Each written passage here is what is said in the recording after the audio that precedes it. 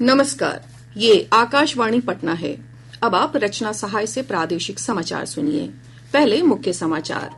बिहार वनों के बाहर हरित क्षेत्र बढ़ाने में देश भर में दूसरे स्थान पर 107 वर्ग किलोमीटर वन क्षेत्रों की हुई बढ़ोतरी। वस्तु और सेवा कर परिषद ने फोर्टिफाइड चावल पर जीएसटी दर घटाकर 5% करने की घोषणा की। खगड़िया में 15.5 करोड़ रुपए की लागत से मिल्क प्रोसेसिंग प्लांट की जाएगी स्थापना। और मौसम विभाग ने कहा, पश्चिमी विक्षोभ के सक्रिय होने के कारण 27 दिसंबर से राज्य के दक्षिण पश्चिम क्षेत्रों में बारिश की संभावना। अब समाचार विस्तार से। वनों के बाहर हरित क्षेत्र बढ़ाने में बिहार देश भर में दूसरे स्थान पर है। केंद्रीय पर्यावरण, वन और जलवायु परिवर्तन मंत्री भूपेंद्र यादव ने उत्तराखंड की राजधानी देहरादून में वन रिपोर्ट 2023 का विमोचन किया। जारी रिपोर्ट में कहा गया है कि वर्ष 2021 से 2023 के बीच वन क्षेत्र को लेकर जारी आंकड़ों में वन क्षेत्र के बाहर बिहार में 107 वर्ग किलोमीटर वन क्षेत्र की बढ़ोतरी हुई है। गुजरात वनों के बाहर हरित क्षेत्र बढ़ाने में शीर्ष पर है। रिपोर्ट के अनुसार बिहार के वन क्षेत्र के बाहर की हरित पट्टी बढ़ोतरी में घने वन की मात्रा अधिक है। वन सर्वेक्षण रिपोर्ट हर 2 साल पर जारी की जाती है। इसमें उपग्रह डेटा और फील्ड सर्वेक्षण के आधार पर देश के वन क्षेत्र और पौध क्षेत्र का व्यापक आकलन प्रस्तुत किया जाता है। ताजा अनुमान के अनुसार भारत का कुल वन और पौध क्षेत्र 8,27,000 वर्ग किलोमीटर से अधिक इलाके में फैला है, जो देश के कुल क्षेत्रफल के 25% से अधिक है। वस्तु और सेवा कर जीएसटी परिषद ने फोर्टिफाइड चावल पर कर की दर को घटाकर 5% करने का निर्णय लिया है। इससे पहले से पैकेट बंद तथा लेबल वाली वस्तुओं की परिभाषा में संशोधन की सिफारिश की है। केंद्रीय वित्त मंत्री निर्मला सीतारमण की अध्यक्षता में राजस्थान के जैसलमेर में जीएसटी परिषद की 55वीं बैठक में ये निर्णय लिया गया। बैठक में उप मुख्यमंत्री सह वित्त मंत्री सम्राट चौधरी और विभिन्न राज्यों के वित्त मंत्री शामिल हुए। बैठक में जीएसटी और कर दरों से जुड़े कई अहम मुद्दों पर चर्चा हुई। बैठक के बाद संवाददाताओं को संबोधित करते हुए श्रीमती सीतारमण ने बताया कि जीएसटी परिषद ने कई वस्तुओं पर कर की दरें कम करने या छूट देने का फैसला किया है। उन्होंने कहा कि जीन थेरेपी को जीएसटी से छूट दी गई है। साथ ही बैंकों और एनबीएफसी के दंड शुल्क, देर से भुगतान शुल्क पर जीएसटी नहीं लगाया जाएगा। उन्होंने कहा कि राष्ट्रीय कौशल विकास परिषद के प्रशिक्षण भागीदारों को भी जीएसटी से छूट देने का फैसला किया गया है, लेकिन ये फैसला अधिसूचना जारी होने के बाद लागू होगा।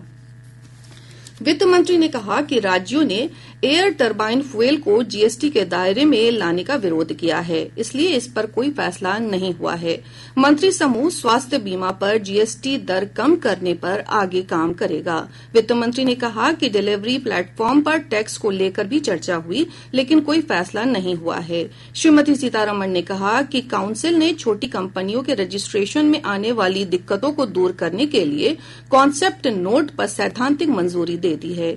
ई कॉमर्स प्लेटफॉर्म के माध्यम से ऑर्डर किए गए भोजन के लिए डिलीवरी शुल्क पर वस्तु एवं सेवा कर को कम करने का प्रस्ताव स्थगित कर दिया गया है। मंत्रियों के समूह में आम सहमति न बनने के बाद परिषद ने बीमा मामलों पर चर्चा स्थगित कर दी। केंद्रीय स्वास्थ्य और परिवार कल्याण मंत्री जगत प्रकाश नड्डा ने सरकार के 100 दिवसीय सघन तपेदिक उन्मूलन अभियान पर सभी राज्यों और केंद्र शासित प्रदेशों के मुख्यमंत्रियों और स्वास्थ्य मंत्रियों के साथ वर्चुअल बैठक की। श्री नड्डा ने अभियान की प्रगति की निगरानी के लिए मुख्यमंत्रियों से सहयोग का अनुरोध किया। उन्होंने अभियान को कारगर बनाने के लिए विधायकों के सहयोग का आह्वान किया। केंद्र सरकार ने चुनाव संचालन नियमों में ई दस्तावेज को लेकर बदलाव किया है। जारी अधिसूचना के अनुसार सीसीटीवी कैमरा, वेबकास्टिंग फुटेज और उम्मीदवारों की वीडियो रिकॉर्डिंग जैसे इलेक्ट्रॉनिक दस्तावेज सार्वजनिक निरीक्षण के दायरे से बाहर कर दिए गए हैं। सरकार ने कहा कि यह बदलाव दुरुपयोग रोकने के लिए किया गया है। निर्वाचन आयोग के आधिकारिक सूत्रों ने बताया कि फुटेज सहित सभी दस्तावेज उम्मीदवारों के लिए उपलब्ध हैं। अन्य लोगों को न्यायालय के आदेश से ही इलेक्ट्रॉनिक रिकॉर्ड मिलेंगे। जदयू के राष्ट्रीय अध्यक्ष और मुख्यमंत्री नीतीश कुमार कल से प्रगति यात्रा की शुरुआत करेंगे। प्रगति यात्रा की शुरुआत पश्चिम चंपारण के बगहा से शुरू होगी। इस यात्रा में जल संसाधन मंत्री विजय कुमार चौधरी भी शामिल रहेंगे। वहीं पश्चिम चंपारण जिले के प्रभारी मंत्री सहित कई जदयू नेता इस यात्रा में भाग लेंगे। आर्थिक अपराध इकाई ईओयू प्रदेश में साइबर अपराधियों की 339 करोड़ रुपए की संपत्ति जब्त करेगी। ईओयू ने prevention of money laundering act के तहत संपत्ति जब्त करने के लिए प्रवर्तन निदेशालय को प्रस्ताव भेजा है। इसके तहत अब तक 51 करोड़ 91 लाख रुपए मूल्य की अपराध जनित संपत्ति को जब्त किया जा चुका है। ईओयू ने इसके तहत आय से अधिक संपत्ति मामले में लोक सेवकों के विरुद्ध 85 मामले दर्ज किए हैं। प्रधानमंत्री नरेंद्र मोदी इस महीने की 29 तारीख को दिन के 11 बजे आकाशवाणी से मन की बात कार्यक्रम में देश विदेश के लोगों के साथ अपने विचार साझा करेंगे। कार्यक्रम की ये 117वीं कड़ी होगी। श्रोता टोल फ्री नंबर 1800-11-7800 पर कार्यक्रम के लिए अपने सुझाव भेज सकते हैं। इसके अलावा नरेंद्र मोदी ऐप या माई जीओवी ओपन फोरम के जरिए भी सुझाव साझा किए जा सकते हैं। लोग 27 दिसंबर तक अपने सुझाव भेज सकते हैं। प्रादेशिक समाचार आप आकाशवाणी पटना से सुन रहे हैं। ताजा समाचारों के लिए आप हमारे एक्स हैंडल AIR_News_पटना पर जा सकते हैं। खगड़िया के सांसद राजेश वर्मा ने कहा है कि जिले में अगले वर्ष 15.5 करोड़ रुपए की लागत से मिल्क प्रोसेसिंग प्लांट की स्थापना की जाएगी। उन्होंने कहा कि जिले की लगभग 70% आबादी की आर्थिक स्थिति कृषि और पशुपालन पर आधारित है। अब डेयरी की स्थापना होने से इसका सीधा लाभ पशुपालकों को मिलेगा। मिल्क प्रोसेसिंग यूनिट लगे ताकि स्थानीय लोगों को बड़ी संख्या में रोजगार भी मिलेगा और हमारे खगड़िया के दूध से खगड़िया में ही मिल्क प्रोसेसिंग यूनिट से प्रोडक्ट भी बनेंगे। इसके लिए प्रयास लगातार जारी था। जिलाधिकारी से पत्राचार भी किया गया था और अंतोगत हुआ लगभग 15.5 करोड़ की लागत से खगड़िया में मिल्क प्रोसेसिंग यूनिट की स्वीकृति मिल गई है, जिसके लिए लगभग 8.5 करोड़ रुपया जो है वो नीति आयोग से और शेष राशि बरौनी मिल्क यूनियन की मदद से खगड़िया में हमारा अपना एक प्रोसेसिंग यूनिट होगा। सुपौल के सांसद दिलेश्वर कामेत और मधेपुरा के सांसद दिनेश चंद्र यादव ने नई दिल्ली में केंद्रीय पर्यटन मंत्री गजेंद्र सिंह शेखावत से मुलाकात कर सिंहेश्वर स्थित बाबा सिंहेश्वर नाथ मंदिर को धार्मिक कॉरिडोर से जोड़ने का आग्रह किया है। इस मौके पर केंद्रीय मंत्री ने कहा कि बाबा सिंहेश्वर धाम को धार्मिक कॉरिडोर से जोड़ने का हर संभव प्रयास किया जाएगा। मौसम विभाग ने कहा है कि 27 दिसंबर को एक मजबूत पश्चिमी विक्षोभ के सक्रिय होने के कारण राज्य के दक्षिण पश्चिमी क्षेत्रों में बारिश होने की संभावना है। इसके कारण कैमूर, रोहतास, बक्सर, भोजपुर और औरंगाबाद सहित कई क्षेत्रों में बारिश हो सकती है। वहीं अगले 24 घंटों के दौरान अधिकांश स्थानों पर मौसम में किसी विशेष परिवर्तन की संभावना नहीं है। इधर पिछले 24 घंटों के दौरान समस्तीपुर का पूसा 7 डिग्री सेल्सियस न्यूनतम तापमान के साथ प्रदेश का सबसे ठंडा स्थान रहा। वहीं गोपालगंज में सबसे अधिक तापमान 28.7 डिग्री सेल्सियस रिकॉर्ड किया गया। शिक्षा विभाग ने कहा है कि प्रदेश में सक्षमता पास शिक्षकों को सभी जिलों में जिला शिक्षा पदाधिकारी ही नियुक्ति पत्र देंगे। विभाग की ओर से सॉफ्टवेयर की लिंक उपलब्ध कराई जाएगी। इस संबंध में प्राथमिक शिक्षा के निदेशक पंकज कुमार ने बताया कि लिंक उपलब्ध होने के बाद कल से नियुक्ति पत्र जारी किया जाएगा। वहीं सक्षमता परीक्षा पास विशेष शिक्षकों की काउंसलिंग 30 दिसंबर से शुरू होगी। नारकोटिक्स कंट्रोल ब्यूरो की टीम ने मुजफ्फरपुर रेलवे स्टेशन पर 2 किलो मॉर्फिन जब्त किया है। जब्त मॉर्फिन की अंतर्राष्ट्रीय बाजार मूल्य 5 करोड़ रुपए बताई जाती है। इस मामले में पुलिस ने एक व्यक्ति को गिरफ्तार किया है। गिरफ्तार व्यक्ति पश्चिम चंपारण जिले का रहने वाला है। पुलिस सूत्रों ने बताया कि मॉर्फिन की ये खेप म्यांमार से लाई जा रही थी। मुंगेर के श्रीकृष्ण सेवा सदन पुस्तकालय सभागार में राष्ट्र प्रथम संविधान प्रथम विषय पर आचार्य कपिल व्याख्यानमाला का आयोजन किया गया। पटना उच्च न्यायालय के न्यायाधीश राजीव रंजन प्रसाद ने अपने संबोधन में कहा कि भारतीय संविधान राष्ट्र हित को सर्वोपरि मानकर तैयार किया गया है। खगड़िया जिले के गंगगौर थाना क्षेत्र से पुलिस ने चक्की पार दियारा से अवैध मिनी गन फैक्ट्री का उद्भेदन किया। पुलिस ने मौके से काफी मात्रा में अवैध सामान जब्त किया है।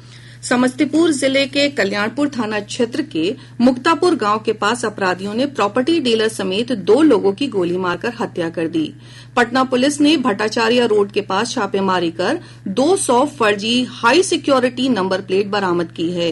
पुलिस ने छापेमारी के दौरान 3 जालसाजों को भी गिरफ्तार किया है। पटना के दानापुर स्थित पेठिया बाजार में अपराधियों ने दानापुर छावनी परिषद के पूर्व उपाध्यक्ष समेत 2 लोगों को गोली मार दी। इस घटना में एक व्यक्ति की मौत हो गई। बेगूसराय जिले के शामहो थाना क्षेत्र अंतर्गत अकबरपुर बरारी पंचायत में पुलिस ने पूर्व वार्ड सदस्य के घर से 18 कार्टन विदेशी शराब बरामद की है। कटिहार के सालमारी थाना क्षेत्र में एक चावल व्यवसायी से 50 लाख रुपए रंगदारी मांगने के आरोप में पुलिस ने एक गिरोह से 7 अपराधियों को कई आपत्तिजनक सामान के साथ गिरफ्तार किया है। सभी अपराधियों पर विभिन्न जिलों में लगभग 1 दर्जन से अधिक हत्या, डकैती और लूट के मामले दर्ज हैं। पूर्णिया में आयोजित 14वीं सब जूनियर महिला राज्य हॉकी चैंपियनशिप में आज पटना और पूर्णिया के बीच फाइनल मुकाबला खेला जाएगा। कल खेले गए सेमीफाइनल मुकाबले में पूर्णिया ने बक्सर और पटना ने सिवान को पराजित कर फाइनल में प्रवेश किया है। इधर सहरसा में खेले जा रहे 70वीं बिहार राज्य स्तरीय अंतर जिला टेबल टेनिस प्रतियोगिता में बालक अंडर 11 का खिताब मधेपुरा के नमन गुप्ता ने जीता है। फाइनल मुकाबले में नमन ने पटना के विराट को 3-1 से पराजित किया।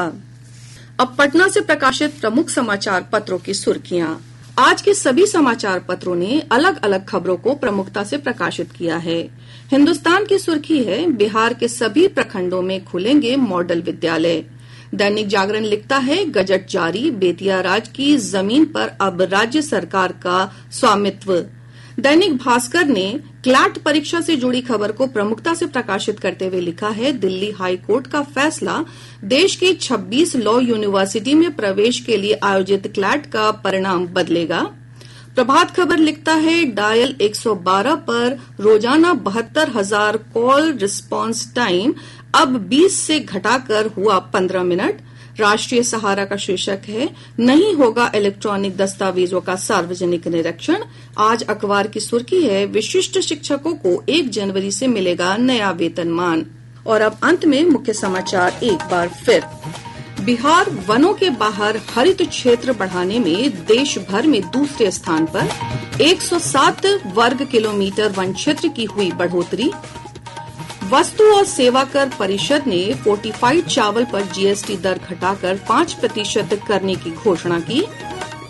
खगड़िया में 15.5 करोड़ रुपए की लागत से मिल्क प्रोसेसिंग प्लांट की जाएगी स्थापना।